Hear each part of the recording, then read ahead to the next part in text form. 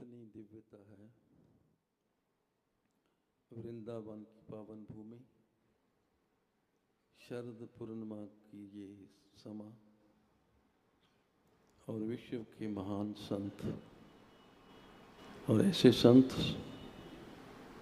रमन रेती महाराज, ऐसी दिव्य मूर्ति हमारे भानुपुरा पीठाधीश्वर तीर्थ जी शंकराचार्य जी महाराज, गोविंदानंद महाराज जी, गिरीशानंद हमारे फुल डॉग जी, कितने प्यारे से संत राजेश्वरानंद, बहुत प्रिय संत।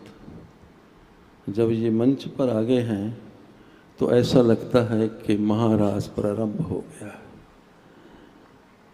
ये कृपा स्वामी ज्ञानानंद महाराज जी, जो मेरे बहुत अपने हैं, हर वर्ष प्रकृति ने, मौज ने उनको समा दिया है कि पूरे विश्व को एक सूत्र में बांधना है और संसार में अपना इतिहास बनाना है। ये कृष्ण कृपा परिवार के हिस्से में आया है इतिहास का पात्र बन जाना। हमारे ऋषियों ने खोज की, कुछ रात्रियां बड़ी कमाल की आई। श्री कृष्ण जन्म अष्टमी की रात्रि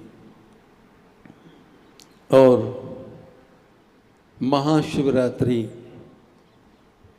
उसके बीच में ही है।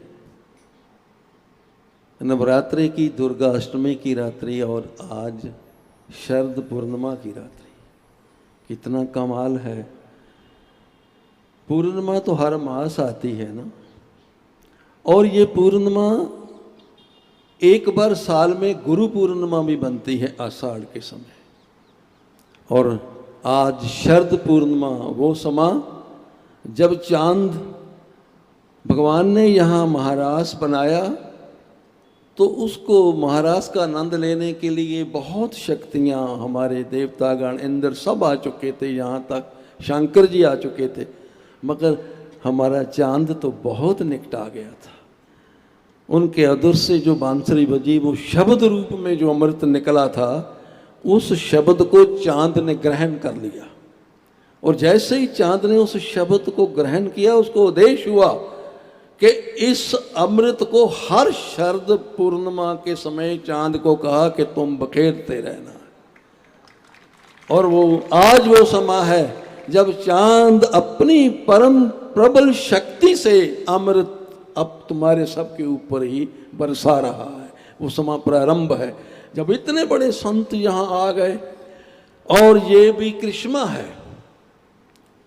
चांद हमारे मन का कारक है, हमारे मन से जुड़ा हुआ है।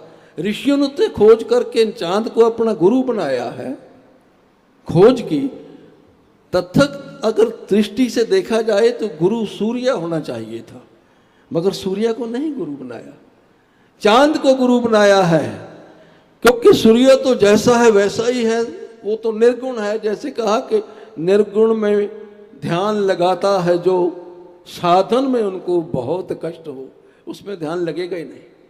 चांद उसने अमावस भी देखी है। ये गुरु हैं, कभी ये शिष्य की तरह भी रहे हैं।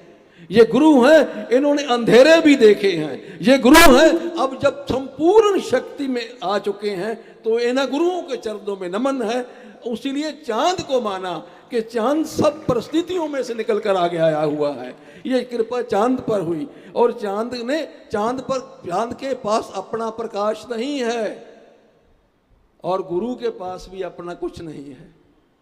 जो कुछ है वो भी आया और आगे गया। जैसी मैं आवे खसम की बाणी, तैसड़ा करी ज्ञान वे लालो। गुरबाणी में साफ स्पष्ट शब्दों में है, चंद सूरज दोए दीपक राखे, सस कर सूर समाएदा।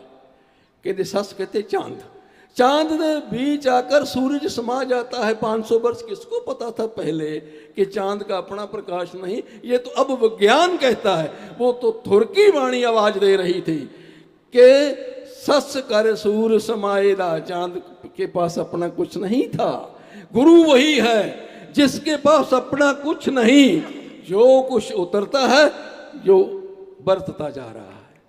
शरद पूर्णिमा का तो यदि जिक्र चल जाए तो तुम उसके प्रेम में इतना डूब जाओगे कि कुछ और बात कहने का समय ही नहीं रह जाएगा। ये कृष्ण कृपा परिवार जो बारंबार हृदय में उठता है, ये नया इतिहास बन रहा है। मैं सबको, क्योंकि जैसे अभी हमारे आर्य वेदाचार्य मनीष जी जो बता रहे थे ना कि थोड़ा शरीर का भी ध्यान रखो, वो भी बड़ी कृपा है। तुम ऐसे रहना है, बहुत शक्तिशाली, बहुत से संदेश हमारे संतों ने दिए हैं।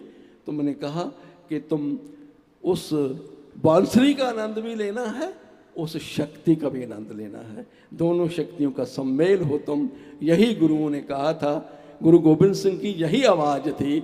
अब कहना गीता प्रेम का पाठ पढ़ाए, वो कहते भेद भाव से दूर भगाए। यही तो कहा था ना गुरु गोविंद सिंह से।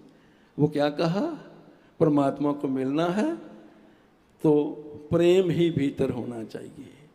यदि प्रेम है तो सारी कृपा है।